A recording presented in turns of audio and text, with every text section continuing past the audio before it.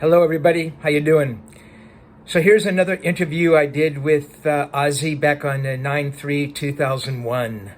As always, he's funny, unique. He is Ozzy. So take a listen and keep nice thoughts, okay? See you guys. Listen, I know you're fried, and I'll try to not ask you the same shit, man. So, I mean, maybe that's a place to start. Your 13th solo record, you're here for an entire day of press. Is the enthusiasm that you had, say, for the first Black Sabbath record, is it still there? I mean, can you still get it up like that? I mean, what does it feel like? Well, naturally, I'm not as fucking agile as I used to be when I was 21. You know, when I injure myself, I'm like, right now, from this last artifice, I damaged my vertebrae in my lower spine, and Chris is calling me all kinds of. Oh, did you really? I crushed through my my coccyx one up to my L4, and it's the vertebrae has been squashed out, and it's trapping a nerve. And both my legs, from my hips to my knees, feels like someone's giving me a fucking double Charlie horse. Yeah. My nuts feel like I've got a 4-pound weight hanging off. I mean, it's really bad. I don't really want no discomfort. And nothing seems to be working, so I really don't want to go under the knife, you know. Not that I'm scared of that, but somebody once told me that when you go under the knife to fix one thing, very often you'll cause 10 other things. Yeah, I'm sure, given everything. But I can't go on like this. I mean, it's fucking miserable. It's driving me nuts. Wow. But you asked me in the beginning, is it still... You know, just enthusiasm. I mean, here you're doing it, and Well, you know, the weird thing that's happening with me, as I'm getting older, I'm getting bigger. it is. It's true. I was going to mention that. It's remarkable. I mean, we would take the Oz Fest, for instance. Sharon said 6 years ago, she wants to go try this festival called the Oz Festival. Well, what is that entitled? She says, no radio station plays your kind of music anymore. And there's bands out there that want to break. Well, fuck the media, fuck MTV, fuck VH1, we'll do it our own, you know. And so when we were 5 or 6 shows, or 4 or 5 shows, if you're going to do the thing, don't go and book 30 shows, and if it does go full on its ass, it's going to be like a big red nose, Right. I said, so just fill the water first. So she put 4 or 5 shows out, bang, they sold. And every year we added another, we just gradually built. Now it's got bigger than my wildest dreams, you know.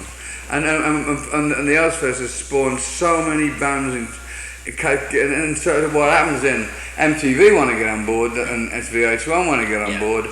And so, because now they're asking me, do you think there should be a headbangers ball? I said, well, the bottom of the line is, we are in an industry called the variety industry. Where's the variety in fucking rap music all day long? Variety to me means, like, the one thing that the difference between the 70s and now is that when you had a festival in the 70s, it wasn't all one format of music. You could see the Eagles, Black Sabbath, Leonard Skinner, Alice Cooper. Right. Yes, Emerson, Lake and Palmer. Like the California Jam. There was Emerson, Lake and Palmer, Deep Purple, Black Sabbath, and there's such a variety of bands. So if you want to see any one of them bands, you get the playing time. You go, oh, well, Deep Purple going at so and so, so I'll go for that. I don't really like Black Sabbath, and I always want to see Deep Purple. You see them and fucking go home instead of waiting there all fucking day to see your band. And you got to try and get to your cars, and you're there for till fuck knows what time. I mean, that San Bernardino fucking place is a fucking joke. When I went, there's one road in and one road out. I mean, it was great until we got about 8 miles away from the gig, and I was stuck in fucking traffic like an idiot for about fucking 5 hours. It was really a wonderful show, though. I remember that show. I mean, obviously you remember it, the Cal Jam. Oh yeah. It was a great day. I mean, you and Purple and ELP were like kind of, in my mind, sort of at the top of your game. That was just, it was. Well, I remember we hadn't seen it. We'd been touring constantly, doing 2 shows a day, 7 days a week for so long without a break, and we just got off the road and We didn't phone each other, we didn't talk to each other, we just lived, okay, we've worked for it so we can do it, go to the pub or whatever. And the manager said, you've got to come do this California Jam. So in actual fact, we'd forgotten a lot of how we did it, so we sat in the hotel room the night before the show at the California Jam, and Tony had a little pig nose amp, and we were like rehearsing in the fucking dressing room in a hotel room. That's good, man. It's a great show. Great show. It's been a few years since your last solo record. In the meantime, however, the Black Sabbath thing has sort of you've done a couple things. You did the video, you did the reunion record. Did that in any way trigger you to say, I want to get back out there and make some music? I mean, or is it a separate thing? Well, I had such a fucking bad time making Osmosis with Michael Byron. It was like the worst fucking... And I just thought it was me. I thought the guy just I'm out, because it came to, I don't know whether you remember, there was a period of time in the record industry when the producer was bigger than the fucking band he was producing, sure. you know. And the guy was just a real rude person, and I thought it was just with me. I thought the guy was busting my balls because for whatever reason. And I met some of the guys from Soundgarden, some of their roadies. And they said exactly what I said, you know. He made maybe the fucking best recording ever, but I fucking hated working with him. And I was kind of gun shy. And then when the Ozfest took off, I thought, well, this is a cool, because you know, it's still keeping my head above water and kind of doing the thing. But slowly but surely, Sharon says, you know, you gotta. I want you to start thinking about a new album. I said, well, I said, I'm not gonna spend a shitload of dough on another record, which I fucking hate, and go through all. But it was such a fucking miserable experience for me. If you're spending $1 million+ on an album, and if you had $1 million+ and you're buying a house, you go, well, I don't like that house, I like that one. It's, you know, you have variety. Instead of somebody going, look, you gotta give me $1 million for that fucking house, you know, and this is the house you're gonna buy, you know. I'm gonna buy you this house with your money. You're gonna live there, you know. Because long after the album, with albums, people say to me, which is your best piece of work? And I go, I look back on certain albums. I mean, with the passage of time, I've really forgotten a lot of things about it. But I can't remember if I had fun making it or not, you know. And I didn't have fun making The Ultimate Sin, so I never play that. I never had fun making the Osmosis album, so I never play that. Interesting. It's like a musical diary for me. That was fucked when I can't even remember making a lot of these albums, you know. Cause I was fucking out of it all the time. What was it like getting? I mean, how did the Sabbath thing kind of evolve during? Well, what happened, you know. The reason why I'm with Zakk back in that Joe Holmes is because now with this fucking online internet thing, the kids say, you know, it would be so cool to see, like they were writing and saying, do you think there'll be ever any, I mean, what you gotta understand, and with Sabbath, it's fucking 35 years old. How many bands do you know that are from that era, the kids today still want to hear? I was just talking to your assistant, I can't think of any. Aerosmith maybe. But they're not the same Aerosmith anymore. They're like a pop band, you know. It's kind of solid. I mean, Steven Tyler is one of my heroes, and he's a fucking great frontman. But he's doing it the way he wants to do it, and good luck to him, you know. As long as they're having fun and people want to see it. Listen, I don't care. You know, I think there's a place for Britney Spears. I think there's a place for all the Backstreet Boys. I think, you know, and there's a place for everybody, because my theory is, I may not go out and buy the latest fucking Backstreet Boys album, but a lot of kids do, you know. So I'm not going to go, that sucks, and I'll make it a general opinion. Because if we both like the same thing, if everybody liked the same, it'd be a pretty boring world, and it wouldn't be variety anymore, you know. Definitely. So they started to write, I started to get loads of emails and fucking, and on the Ozzy chat line and our fan club thing. Will it ever happen with Ozzy singing with Black Sabbath? It would be so cool to do. And this Lifestyles Fest, I did The Wizard for the first time in fucking 30 years. They were like, oh my fucking God, man. That's People cool. didn't. That's gotta feel good. Somebody came up to me when I first played the harmonica, and they go, "No, we know you weren't really playing the harmonica." I said, "I fucking was." That's great. So how would an album come out of that? I mean, how did the reunion record Well, come out? From this interest from the internet? I mean, you figured... it was kind of like fuel. I mean, if the kids were writing in going, you know what, the best thing you ever did was splitting from Sabbath and we love you more than that, I wouldn't have gone back with Black Sabbath. But I did. I gave them what they wanted, you know. I didn't force Black Sabbath onto them. Everybody said, look, my dad's told me how cool you guys were when you were together. I mean, we're all fucking 50 upwards now, you know. And that's a double whammy when some kid. I'm 14 and I really love your first Sabbath 4 albums, up to, you know, you know, not everybody likes says nice things. Some people say, you know, why don't you fuck off? You get some people that you know, that want to fuck you up. And right. It's not all nice stuff. But I just listened to what the actual vibe was, you know. So I did the Black Sabbath thing, and then it would be so cool to see Zakk playing with Ozzy. And while I was out on the road with Sabbath, Joe Holmes and Robert Trujillo were writing stuff all the time, you know, getting ideas and so on. So I used about 3 or 4 of their ideas on the album. So it wouldn't have been. I mean, after this long, you go, how the fuck did I used to do it? What do I do? You know? Did it really feel like that? Oh yeah. And another big question was, am I still? Did I still want to hear? Am I still capable of doing an album that they want to hear? And I couldn't have started rapping for the life of me. I mean, I couldn't have done like an half singing, half rap album. And so somebody from the record, I think Polly Anthony from Sony Music, says to me, all you got to do is remember this: don't lose Ozzy. Just be yourself. Do what you do best. And so maybe it's one of my finest pieces of work. Maybe they won't like it, but I like it. I like the album. It's great. I mean, it just seems... There's nobody... One thing about this new generation of metal, I mean, in 30 years' time, these kids ain't going to have a fucking voice box left. Oh, that goes without saying. It's just... A lot of it, it's hard for me to listen. There's just no songs there. You've always seems like you've been a song guy, and there's songs on your record. I was a Beatles fan, and I always had great melodies. I hear that all over your record.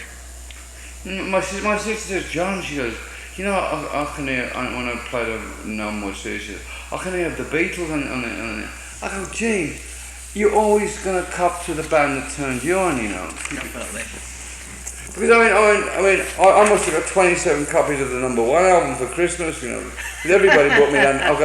I must have 200 anthology books, 200 anthology video cassettes, and 27 copies of the #1 album.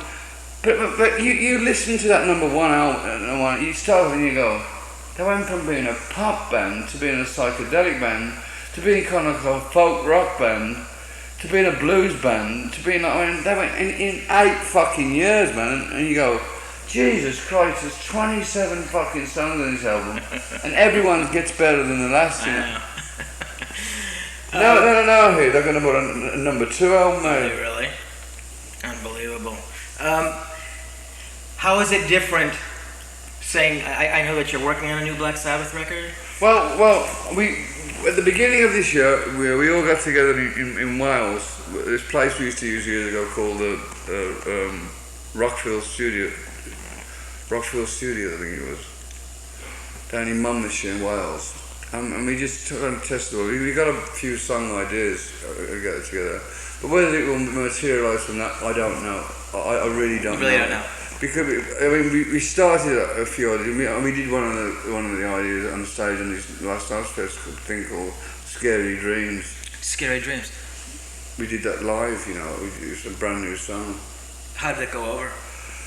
Well, to be honest with you, I was thinking at a certain point in the song it needed to pick up and rock a bit more. But Sharon was going, you should really read the internet more often. Because I love it, you know. So they love it. I'm there to please them, you know. Interesting.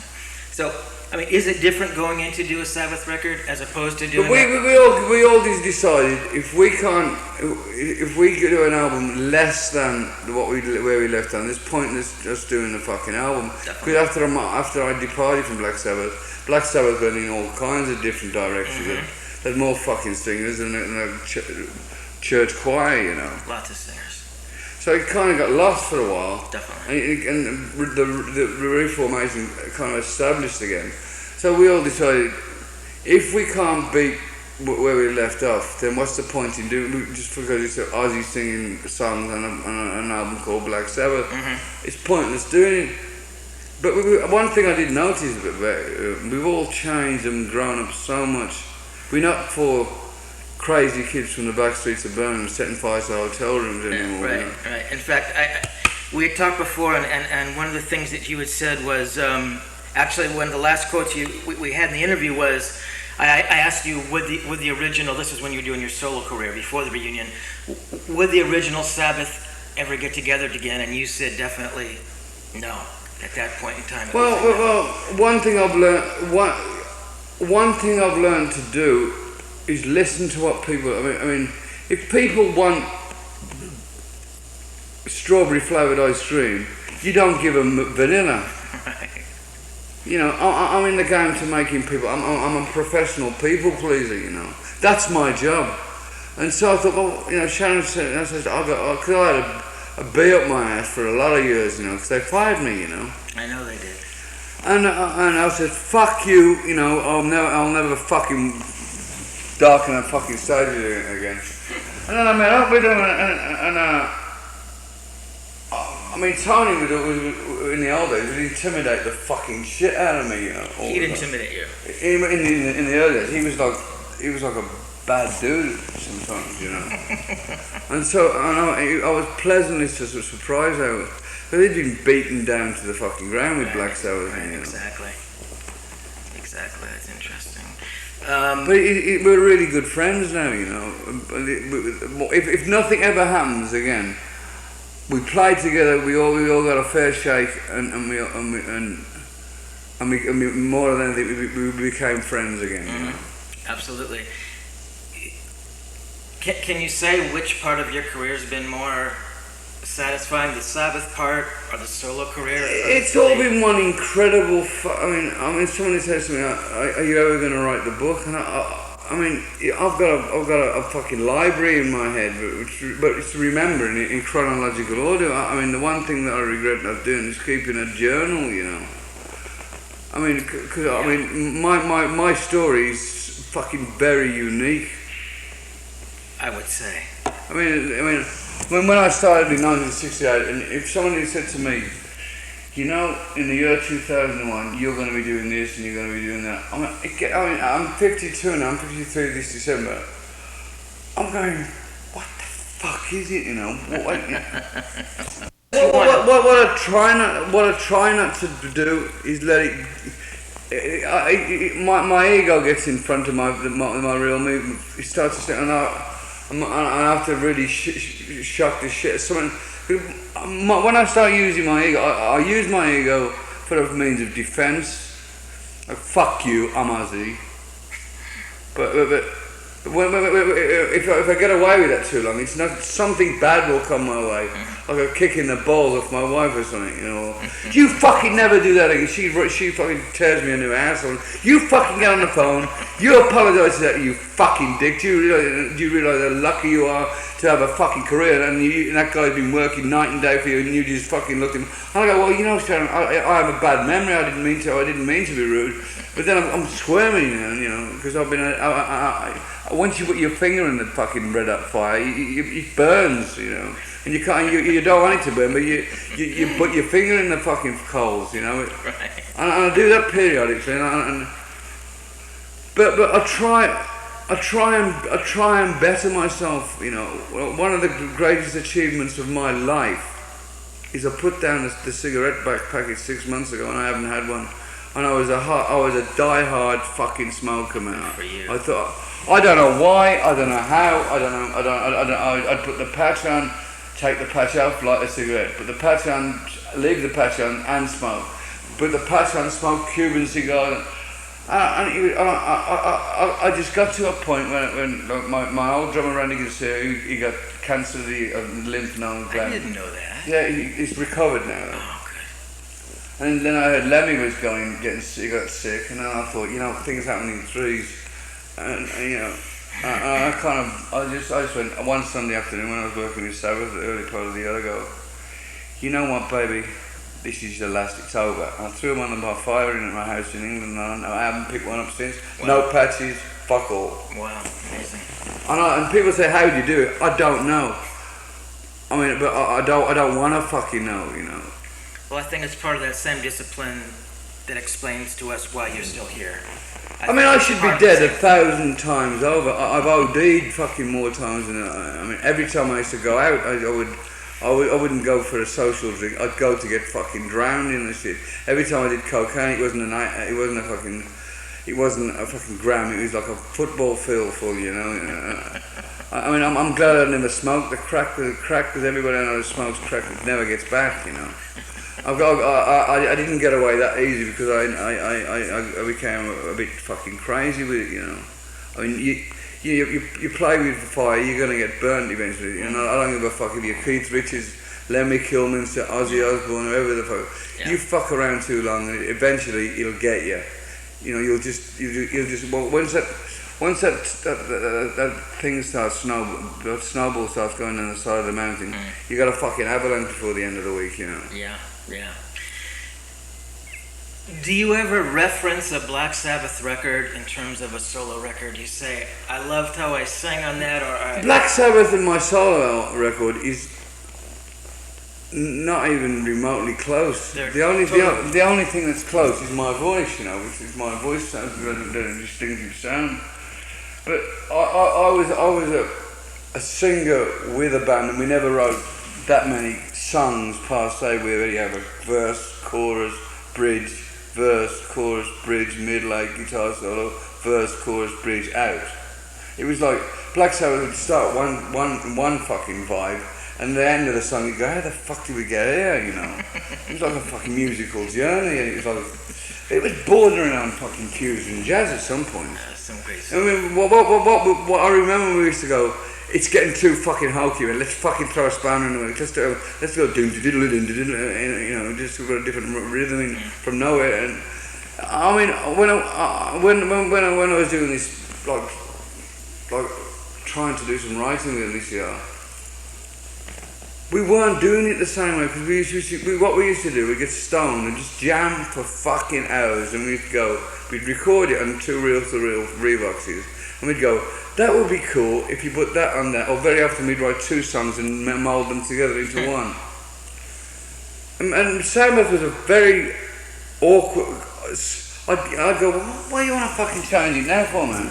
It really rocks, and you go into this fucking fusion fucking 8-7 jazz combination. but like, for instance, take War Pigs for instance, that's a fucking incredible piece of work that is. It starts off in one thing, the intro's a bit longer than some fucking songs I've written. But you know what? It's an easy gig because I just point the mic into the audience and they know every fucking word.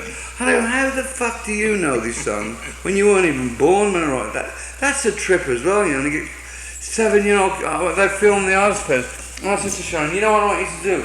I want you to film the Ozfest, not me on stage.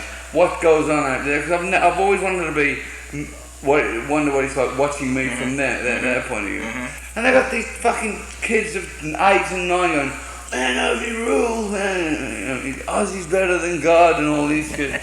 and let me tell you, I love Ozzy that much. I'm gonna fuck my girlfriend in the ass. And it's hilarious. Have you seen the film? No, I haven't. We got picked for that film festival thing earlier. Was it this year or last year? I think it was this year or last year. In Sundance. Really?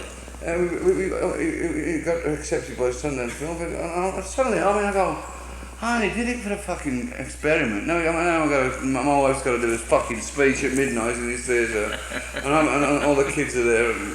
Kids flew in from all over the place to see the film. Amazing. Incredible, man. I mean, I somewhat think that the Ozfest and Ozzy and Black Sabbath has taken over where the Grateful Dead left off, you know. You know, it has that thing about it. Definitely, it could definitely go there. Definitely. You know, you were talking earlier. You said that the way that Sabbath used to write, and you get together and get high and write. It was not like that when you guys got together. Well, it's kind of like we've all grown up so much. We're not the tentative. Maybe. I mean, the thing about the early Sabbath, we're all naive kids that were trying to fucking be clever without being too. I mean, we got Yes and Emerson, Lake and Palmer that were like. Must have had fucking read a science novel before they decided to write fucking in and around the lake, whatever the fucking meaning. Right, roundabout. I mean, a lot of their stuff is very complex and that. Right. To the point that I sang once on the Rick Wakeman album, and I found it really difficult to get my head into that kind of music. Really? I have to feel it from my soul, you know. And when we got together with Sabbath the early part of this year, it wasn't the same. How can it? It's like okay, you get married, you get divorced, and then you don't see your ex-wife for 20 years, and then you go, I wonder what I still kind of like her, and I still kind of the memories I have of her were fun. I wonder what would happen if I got back together. I'll bet you $1,000 million that you'd go, what the fuck what is wrong with me, man? I mean, every day you're alive, you grow a little bit more, either in one way or the other. And I'm no longer this dummy singer who just standing there nervously at the side of the stage singing with a band called Black Sabbath. I watched this live at Hammersmith gig video, and Shannon goes to me one day, why the fuck? I've seen every band in the world. Why was there a reason why you used to stand by the side of the stage? I wouldn't stand in the middle. And I was fucked. I couldn't give it an answer. I don't know. It just happened that way, you know. We were like Black Sabbath was kind of like a good idea meets an accident, you know.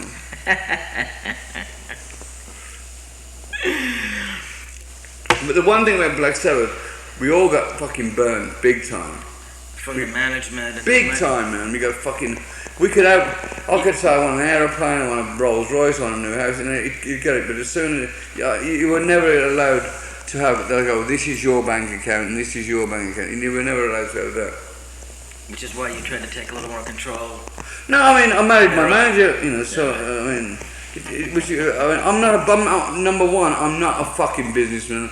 And number two, I'm not a manager. I'm not an accountant. I'm not a bookkeeper. I'm not a business manager. I'm just a guy that makes tunes, and so I don't go 1, 2, 3, 4, 5, 6, 7, 67,000, 68,000, 69,000, 70,000, 70,000 at 27 studio at Pop Meter. All the bands. I'd be still at fucking San Bernardino working it all out. Well, I have people doing it for me, you know, and that kind of frustrates me sometimes. I don't get it, man. I don't get this business fucking world. I know that I work my ass off and give off to the government. And every time I fly one of them new fucking missiles into Baghdad at $1 million a pop, I go, I pay for that fucker, you know. If Sabbath never recorded again, and the reunion record was the last record, how would you like people to look back at Sabbath, and what would you like them to say, and what did you bring? Well, I can't answer that question because I'm not them. All I can say is I buried the hatchet. I made friends with the people that I never thought I'd ever speak to again the rest of my life. And I'll never say never again because, you know, I'll never talk to my ex-wife, I'll never talk to this fucking asshole who took my money. Life's too short to have anger. I mean, if you're pissed off for 1 second in a day, I'm not saying I'm the happiest man in the world because I'm not. I woke up with this fucking spine thing I'm going to do. Every morning I wake up and I'm like a grumpy old fucking bear. Fuck you, get me the fucking, I say to Tony, my assistant, tell me more information, man. He tells me, but I don't listen. You go, tomorrow we got an spider session, we got this and we got that, you know. And I go, oh yeah, I'm fucking probably watching TV, and I don't take any notice because yesterday was a day off, and I don't have to spend my day off thinking, fuck it, I got to go down and do 8 interviews in rapid succession. I ruined the day they got, you know. But yes, I do have a therapist, and yes, I do have a psychiatrist, and you know. I've got to tell you something. We've met probably 3 or 4 times. One was a telephone interview, and every time we've met, you have been cordial and bright, and you've answered my questions. And my friends always said, "Man, what's he like? What's he like?" I go, "He's a really good guy."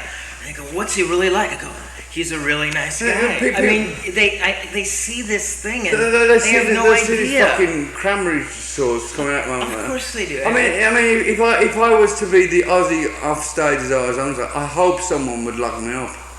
Because I don't walk around the funny guy, scaring fucking. They think a lot of people think you do. But that's what my job is. It's like they really believe that guy Superman could really fly, you know. When I was a kid and Superman used to be on the television, the amount of kids that were found with broken legs in the backyard for trying with a sheet wrapped around their neck trying to fly. People, my job is to make your day exciting. If I let you, you know, one time I was in Vancouver doing some writing with a guy called Jim Valance. Yeah, great writer. And the band Chicago were recording in his studio, and we all went out to dinner. And one of the guys said to me, "You know what, man? Do you ever realise how fucking lucky we are?" I said, "What do you mean?" He goes, "I live by the 405," he says, "and I'll get up in the morning, I'll scratch my nuts and scratch my head. I'll look out the window, there's a fucking tail end, we can't even see the beginning or the end of the traffic jam. And you can see these guys getting all pissed off in the traffic. They're probably going to, and look at these poor suckers, they're going to a job that they hate, working for a guy that they hate, going home to a fucking TV dinner, stuck in traffic, breathing car fumes in, getting fucking hot around the collar, and that's their life, man. I just get up, I get up when I want to, you know, I shouldn't know, I do bitch, and I do fucking moan, and I do get grumpy, but so does the fucking Pope, you know. Definitely. I understand. I mean, I am human. I'm not because I'm, you know, quote unquote Ozzy Osbourne. I still have these same emotions. Like, you know, I do get pissed off at myself a lot. You know, when I've been unintentionally rude to someone. I mean, if you said to me, "I want you, can I see you at 8?" If I'm there 5 minutes late, I'm so pissed off at myself. And 9 times out of 10, women are the fucking worst. It's like 8 means 9. I mean, you know, I'm in showing some terrible fucking. Look, can't you fucking understand? The guy wanted to see us at 8, not 15 minutes first. I have to be there at 8 or 5:02. I really fucking go crazy. That's one of the things that really gets me crazy. Women. Pulling, plucking, fucking sucking, you know. I mean, women are fucking terrible. My wife is the worst fucking woman in the world for keeping time, being on time. She's never been on time in her life. Talking about relationships, is your relation with Zakk in any way similar to the thing you had with Tony? No, I kind of spawned Zakk. I mean, Zakk today ain't the naive kid I met like 15 years ago. Zack's got his own band. He's got a family. He's a father. He's a husband. He has to work. Yeah, he's got his own band, which is Black Label Society, and he's not this wet behind the ears kid from New Jersey anymore. He's a working fucking guy, man. He's got a family to feed, you know. And plus the fact, he's kind of like, he was the last guy that I really sort of saw blossom and fly out the window. Right, which is why I bring it up, because I think he's been with you longer than, well, certainly, obviously a lot longer than Randy was. Oh yeah, Randy was. But the irony is, in retrospect, it seems like Randy was with me longer, and he was only with me a couple of years. That's interesting. That's what it feels like, doesn't it? Yeah, I mean, 20 years this year he's been dead. And there is not a day goes by that sometimes something comes up or something happens to make me think of him. They're gonna stop us here. A couple more questions, Ozzy? Sure.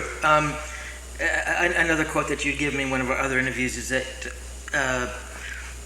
you didn't want to be remembered for the guy who bites heads off living creatures. I mean, do you think you've laid that one to rest? No, the other day I did an interview, and the first question was, tell me about the animal, what happened with the dog? And I'll go, you know what, I don't remember. If as a reporter, you must first go to yourself, this guy must be sick and fucking tired of asking him what the bass tastes like. Of course. And so if you're anything like a reporter, and that's all you've got to ask me, you haven't really been doing your homework. No, and I didn't mean it in that context. I'm just saying because this is something that you had said to me that you. I don't answer the question. I people. I mean, it's amazing, man. Marilyn Manson's taken over where I left now. He's getting sued to death by everybody now. But I'm not a big Marilyn Manson fan, but the thing about Marilyn Manson is with him, everything seems so calculated, and with you, it was kind of like you were just being kind of Ozzy Osbourne. That's maybe me. I get Marilyn Manson. He's very theatrical. Yeah, He puts on a good show. Yeah. But I'm talking musically and just the whole thing, you know. I think there's a little bit of Ozzy in a lot of people, you know. Oh, absolutely. Everyone would like to be Ozzy for an hour, you know, just to do something wild. Absolutely. I mean, every Friday night, I bet there's the wildest shit that goes on in town. Absolutely. So what happens now? What comes next? I'm going to do interviews all week, and I'm going to try and get these fucking nerve works out in my lower spine. I'll start rehearsals with the band on Monday, and off we jolly well go again. Great. Till Christmas.